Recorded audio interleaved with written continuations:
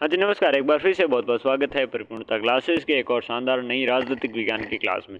अपना यही टॉपिक चल रहा था, स्वशासन के अंतर्गत नगरीय स्वशासन पढ़ रहे थे और इसके अंतर्गत नगर निगम पढ़ रहे थे। और नगर निगम की अपनी समितियाँ हैं, ये समितियाँ पढ़ेंगे अभी। आयुक्त के बारे में हम पढ़ चुके थे। आयुक्त के जितनी भी अपने चीज़ें थी इसके बारे में सारी चीज़ें कवर कर ली थी। अब समितियों के बारे में पढ़ते हैं। तो नगर निगम से संबंधित आपके निम्नलिखित आपकी समितियाँ रहने वाली हैं। एक कार्यपालक समिति है, एक समझौता समिति है, एक वित्त हो गई,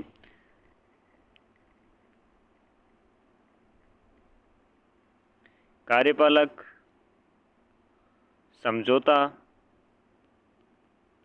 वित्त, ठीक है ना। वित्त के साथ में आपके अपराधों के संबंध समिति हो गई, ठीक है।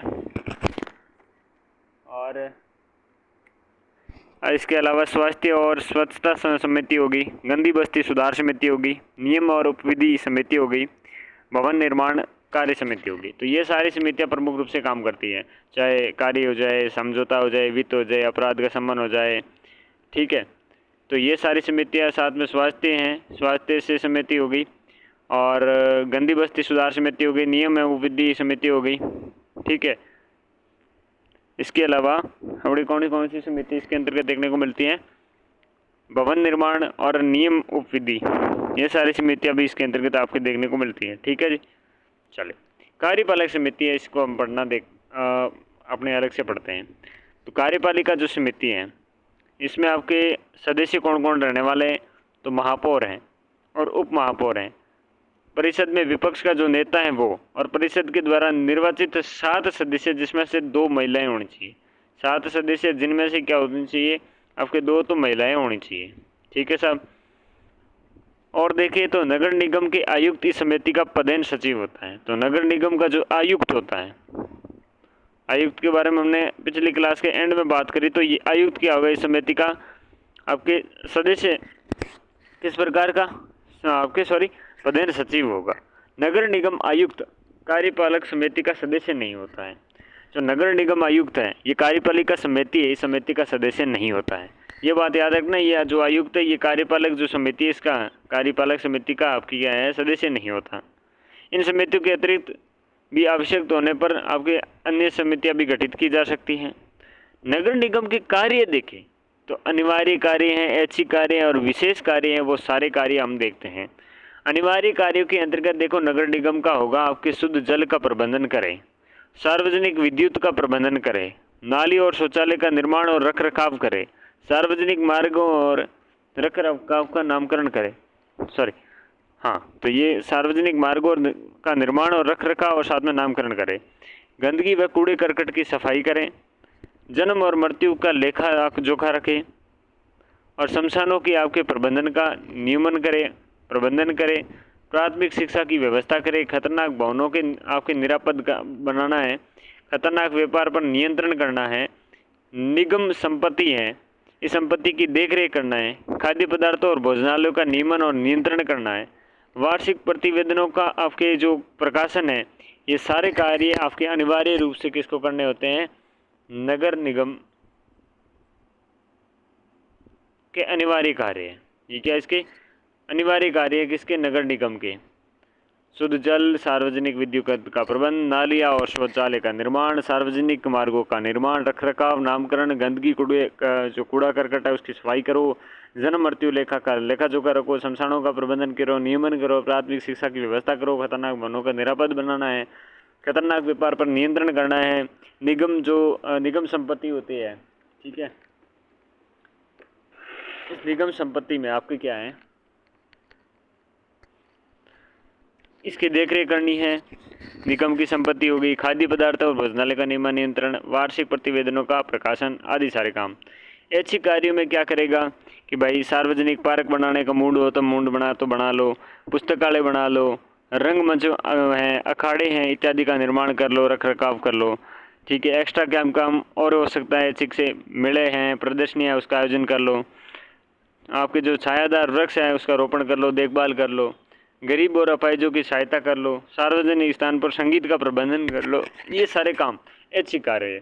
अनिवार्य तो बहुत मूलभूत आवश्यकताओं की बात करता है और ये ऐच्छिक में अन्य चीज़ें जो इम्पोर्टेंट है अगर करना चाहो तो आपकी नीयत पर है। विशेष कार्य देखें, नगर निगम के विशेष कार्य तो आपात स्थितियों में उत्पन्न होते हैं, उन्हें पूरा कराना भी आपके जो नगर निगम का दायित्व है। जैसे अकाल की स्थिति में अकाल राहत कार्य और महामारी के समय बीमारी के फैलने से रोकने के उपाय करना। इसकी आय देखें तो नगर निगम अपने कार्यों की कुशलतापूर्वक निर्वाह हेतु विभिन्न कर जैसे संपत्ति कर हैं, पशु कर हैं, व्यवसाय कर हैं, मनोरंजन कर हैं, भूमि भवन या वार्षिक किराया मूल्य कर हैं, आपके क्या कर सकती हैं, लगाकर आय जुटा सकती हैं। ठीक है। और करों के अलावा नगर निगम विभिन्न आपके अतिरिक्त फीस या जुर्माने आदि से भी आय प्राप्त कर सकता है। उदाहरण के लिए संपत्ति हस्तांतरण पर फीस इत्यादि हैं। तो संपत्ति जो संपत्ति होती है उसे हस्तांतरण पर आपकी क्या फीस लगाकर। तो इन स्रोतों के अलावा निगम को केंद्र व राज्य सरकार के आपके नियमित रूप से अनुदान भी प्राप्त होते हैं। इस प्रकार के अब इन संस्थानों को 3 प्रकार के धन प्राप्त होते हैं, एक अनुदान, एक शुल्क और जुर्माने, एक हो गया टैक्स यानी कि कर। तो अनुदान पे ज़्यादा डिपेंड रहते हैं, फिर शुल्क और जुर्माने हो गए, साथ में टैक्स हो गया। ओके, अगर ये बात हो गई अपने नगर निगम की। अब हम बात करते हैं नगर परिषद की। नगरीय प्रशासन की दूसरी महत्वपूर्ण आपकी इकाई होती है नगर परिषद। 1 लाख से 5 लाख की जनसंख्या वाले आपके लघुतर नगरीय जो क्षेत्र होते हैं, राज्य सरकार इसका गठन कर सकती है। नगर परिषद में एक आपकी निर्वाचित परिषद होता है, नगर परिषद है, इसमें एक निर्वाचित परिषद होती है। नगर परिषद क्षेत्र को जनसंख्या के आधार पर प्रादेशिक निर्वाचन क्षेत्र वार्ड में आपके बांटा जाता है। वार्ड से सर्वाधिक सदस्य पार्षद कहलाते हैं। जो निर्वाचित सदस्य होते हैं आपके वो पार्षद कहलाते हैं और पार्षदों का चुनाव प्रत्यक्ष रूप से वयस्क मताधिकार के द्वारा गुप्त मतदान से किया जाता है। नगर परिषद के अध्यक्ष को आपके सभापति और उपाध्यक्ष को उपसभापति के नाम से संबोधित करते हैं और इनका निर्वाचन नगर परिषद के निर्वाचित जो पार्षद हैं उनके द्वारा अपने में से चुना जाता है और 5 वर्ष का इनका कार्यकाल होता है। मृत्यु और पद त्याग जैसे आपके अविश्वास प्रस्ताव पारित कर होने पर आपके निर्वाचित सदस्य पुनः शेष अवधि के लिए आपके सभापति और उपसभापति का निर्वाचन करते हैं। ठीक है। सभापति परिषद की बैठकों की अध्यक्षता करता है। परिषद की बैठक की अध्यक्षता करता है सभापति और निर्धारित नीतियों के क्रियान्वयन करने और अधिकारी आयुक्त और अधीनस्थ कर्मचारियों पर अपना नियंत्रण रखता है। ठीक है। बात करें नगर पालिकाएं, तो नगर पालिका क्षेत्र को प्रादेशिक निर्वाचन क्षेत्र में जनसंख्या के आधार पर वार्डों में बांटा दिया जाता है। वार्डों की संख्या समय समय पर राज्य सरकार अधिसूचना के द्वारा निर्धारित करती है और नगर पालिका वार्ड का सदस्य वयस्क मताधिकार के द्वारा जनता के द्वारा प्रत्यक्ष रूप से चुनकर आता है। 21 वर्ष या इससे अधिक आयु वाला ऐसा व्यक्ति जो नगर पालिका की निर्वाचन नामावली में गए पंजीकृत है तो मतदाता हो नगर पालिका का चुनाव लड़ सकता है। नगर पालिका बोर्ड सदस्य अपने में से ही एक सदस्य को अध्यक्ष और एक को उपाध्यक्ष बनाती है, यानी कि क्या करती है, निर्वाचित करती हैं। अध्यक्ष के नेतृत्व में ही नगरपालिका बोर्ड उस नगरीय क्षेत्र के लिए नगरीय प्रशासन की नीतियां बनाता है, जिनका क्रियान्वयन पालिका में आपके नियुक्त प्रशासन अर्थात अधिशासी अधिकारी। कौन सा अधिकारी? अधिशासी अधिकारी हैं। ये अधिकारी के द्वारा अधीनस्थ कर्मचारियों की सहायता से किया जाता है। अध्यक्ष और उपाध्यक्ष का कार्यकाल, शक्तियाँ व कार्य नगर परिषद के सभापति व उपसभापति के सामने ही आपके समान ही है। ठीक है। अध्यक्ष और उपाध्यक्ष का कार्यकाल, शक्तियाँ, कार्य आपके जो नगर परिषद सभापति हैं और उपसभापति के समान ही रहने वाला है। छावनी बोर्ड की बात करें तो भारत सरकार के द्वारा छावनी जो क्षेत्रों में छावनी के जो क्षेत्र हैं स्थानीय समस्याओं के निराकरण हेतु स्थानीय संस्थानों के गठन हेतु 1924 में छावनी बोर्ड अधिनियम पारित किया गया। कब? 1994 में या 1924 में? तो 1924 में क्या किया गया? भारत सरकार के द्वारा छावनी क्षेत्रों की स्थानीय समस्याएं हैं, उन क्षेत्रों में जहाँ पर लगभग आपके जो सैनिकों की लगभग ये आपके बटालियन वगैरह वहाँ पर रहती है, तो उसके क्षेत्र होते हैं, उसे छावनी क्षेत्र कहते हैं। ठीक है ना। तो इस समस्याओं के यहाँ पर जो छावनी क्षेत्रों की समस्याएं हैं, स्थानीय समस्याएं, उनका निराकरण है तो स्थानीय संस्थान के गठन के लिए 1924 में छावनी बोर्ड अधिनियम पारित किया गया। ठीक है, क्या सही बात है? ओके, फिर आगे बढ़ते हैं, जस्ट होल्ड ऑन।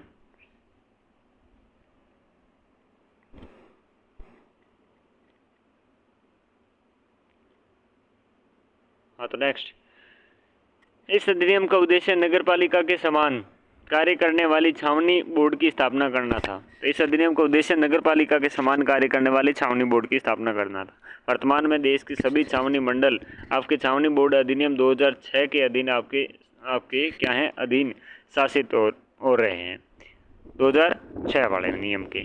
ठीक है। वर्तमान में राजस्थान में नसीराबाद में एकमात्र आपकी क्या है, अजमेर में छावनी बोर्ड है। छावनी बोर्ड का गठन निर्वाचित व मनोनीत सदस्यों से मिलकर होता है। छावनी मंडल में सैनिक प्रशासन के अधिकारी व असैनिक क्षेत्रों के छावनी बोर्ड का अध्यक्ष व उस छावनी का सर्वोच्च सैनिक अधिकारी होता है। तो छावनी मंडल में सैनिक प्रशासन के अधिकारी और असैनिक क्षेत्रों के छावनी बोर्ड का अध्यक्ष उस छावनी का सर्वोच्च सैनिक अधिकारी होता है। उपाध्यक्ष असैनिक रूप से चुने गए सदस्यों में से चुना जाता है। कौन से? उपाध्यक्ष। छावनी बोर्ड के सदस्यों का कार्यकाल 5 वर्ष होता है। मनोनीत सदस्यों का कार्यकाल पद पर पदासीन होने तक होता है। कार्य की दृष्टि से छावनी मंडल आपके कार्य नगरपालिका कार्य जैसे ही होते हैं। स्थानीय क्षेत्र में रोशनी, सफाई, स्वास्थ्य देखभाल आदि काम करना। कार्य निष्पादन हेतु बोर्ड अपने वित्तीय संसाधन जनता पर करारोपण और केंद्र से प्राप्त अनुदान के द्वारा नियंत्रित करती है या एकत्रित करता है। ठीक है। नगरीय निकायों के कार्य देखें। नगरीय निकायों की शक्तियाँ और प्राधिकार से संबंधित आपके अनुच्छेद 243 W प्रावधानों के शहरी निकायों के कार्यों और शक्तियों में वृद्धि हेतु संविधान की 12वीं अनुसूची में 18 आपकी क्या है, विषय शामिल किए गए हैं, जिसमें आपके देखिए नगरीय योजना, जिसमें शहरी योजना भी हैं, भू उपयोग या नियमन या भवन निर्माण हो गया, आर्थिक और सामाजिक विकास की योजनाएं होगी, सड़कें एवं पुल हो गए, घरेलू औद्योगिक वाणिज्यिक उपयोग हेतु जल प्रबंधन हो गया। ठीक है।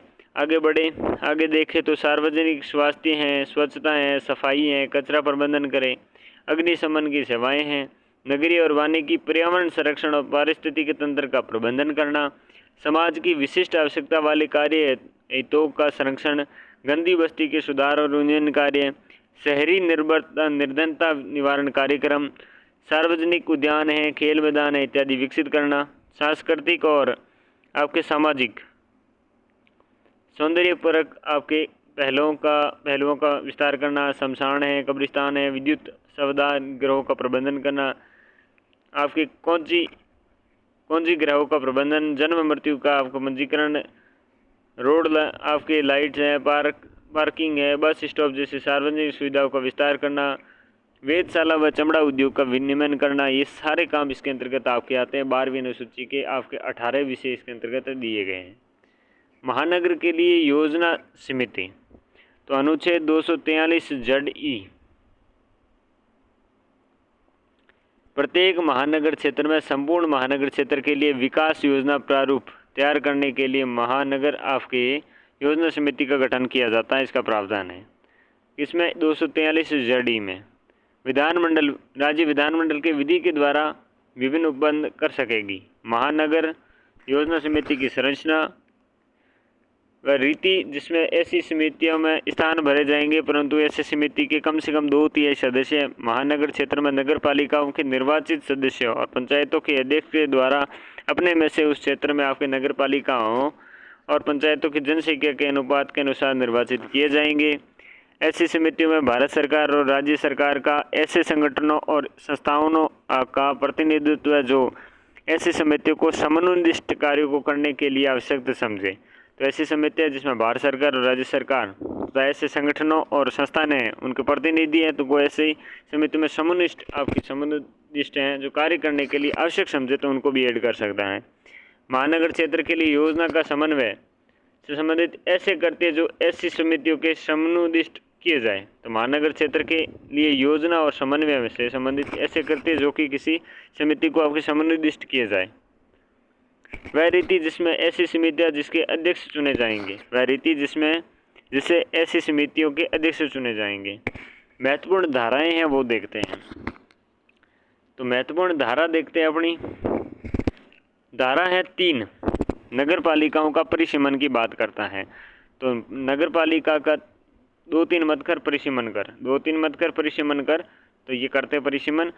राजस्थान नगरपालिका अधिनियम की धारा 3 के आपके तहत राज्य सरकार नवी नगरपालिका के क्षेत्र घोषित करते और अधिसूचना जारी करती है। 31 में निर्वाचित याचिका, निर्वाचन याचिकाएं नगरपालिका क्षेत्र पर क्षेत्रीय अधिकारिता रखने वाले जिला न्यायाधीश के समक्ष निर्वाचन की तारीख से 1 माह के भीतर निर्वाचन याचिका रखी जा सकती है 31 के अंतर्गत। 31 का लगभग मैक्सिमम 1 महीना होता है, तो 1 महीने के अंतर्गत आपके न्यायाधीश के सामने जिला न्यायाधीश के समक्ष रखी जाती हैं। धारा 37 पद की शपथ का उल्लेख है। अध्यक्ष और सदस्य राज्य सरकार के द्वारा प्राधिकृत किसी अधिकारी के समक्ष क्या करती है, पद की शपथ लेती हैं। तो 37 शपथ। 38 शपथ के बाद त्याग पत्र, तो ये किस में है, 38 में है।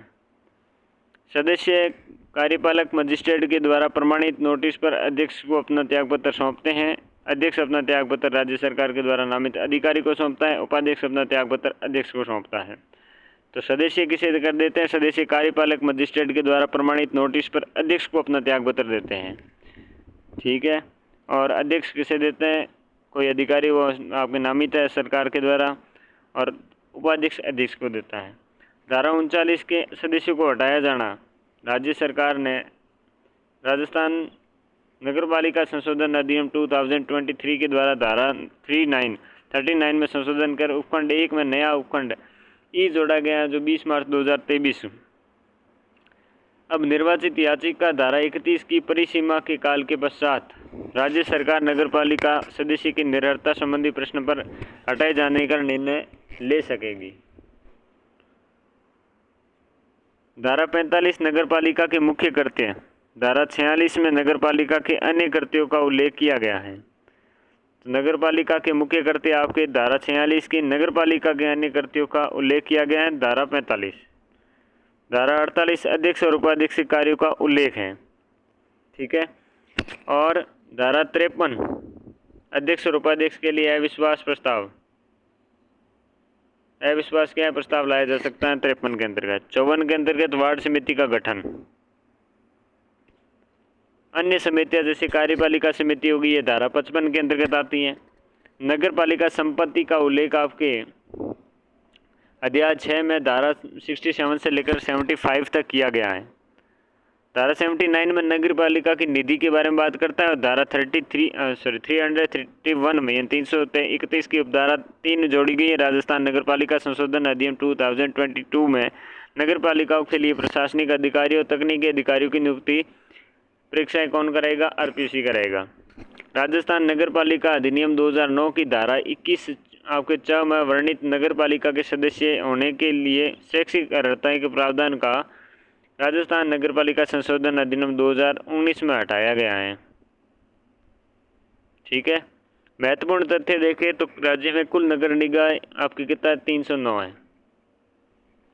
कुल नगर निकाय कितने, कुल नगर निकाय है 309। कुल नगर निगम है 10। राज्य में नगर निगम 13।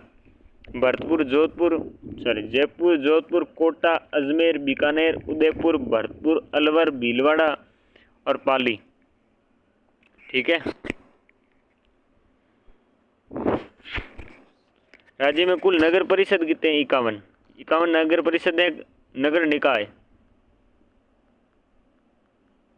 कितने हैं, नगर निकाय है 309। 51 तो हो गया आपकी क्या, नगर परिषद, और 248 होगी नगर पालिका। 248 पालिका, 10 नगर निगम, 1 2 3 4 5 6 7 8 9 10, ठीक है। और राजस्थान आपके स्वायत्त शासन विभाग की वेबसाइट पर ये देखने को मिलता है कि नगर पालिका है 248, नगर परिषद 51, नगर निगम है 10 और कुल नगर निकाय है 309। राजस्थान की आपकी स्थानीय नगर निकायों का अब तक का चुनाव 15 बार हो चुका है। राजस्थान में पहली नगर पालिका माउंट आबू बनी थी। राजस्थान की पहली आपकी जो नगर पालिका थी माउंट आबू थी 1864 से लेकर 65 तक। विभिन्न समितियां और आयोग। तो देखें तो 1949 में 49 रुक जाओ भाई, क्या दिक्कत है। तो 49-51 में स्थानीय वित्तीय जांच समिति है, पीके वटाल इसके अध्यक्ष रहे। स्थानीय वित्तीय जांच समिति हो गई, पीके वटाल अध्यक्ष हो गए। 53-54 में आपकी करारोपण जांच समिति होगी, जिसके जॉन मथाई हो गए। कर को मत लो, कर के लिए आपके जॉन मथाई। 1963 में आपके नगर निगम कर्मचारियों के प्रशिक्षण हेतु समिति बनी, जिसमें नरूद्दीन अहमद आपकी क्या बने, अध्यक्ष बने। ठीक है। 63 से लेकर 66 तक आपके जो ग्रामीण नगरीय संबंध समिति है, जिसमें AP जैन अध्यक्ष रहे। 63 में स्थानीय नगर निकायों के वित्तीय संसाधनों के संवर्धन के लिए मंत्रियों की समिति, जिसमें रफीक चकारिया। नगर निगम कर्मचारियों की दशाओं पर समिति रही 1965 से 68 तक। नगर प्रशासन में बजटीय सुधार समिति थी, जिसमें गिरजापति मुखर्जी आपके 1974 में क्या रहे, अध्यक्ष रहे। नगर प्रशासन में बजटीय सुधार समिति। 1982 में आपकी स्थानीय नगर निकायों और नगर निगमों की गठन शक्तियाँ और कानूनों पर गठित दल है, जिसके KN सहाय के द्वारा अध्यक्षता की गई। 85 से 88 तक नगरीकरण पर राष्ट्रीय आयोग CN कुरिया की अध्यक्षता में नगरीकरण पर राष्ट्रीय आयोग है, जिसमें CN कुरिया की अध्यक्षता में आपके रही गई। ठीक है। तो कुरिया से इस टॉपिक का हम कुरियर कर देते हैं, इस टॉपिक का हम कर देते हैं अंत। ये था अपना नगरीय स्वशासन।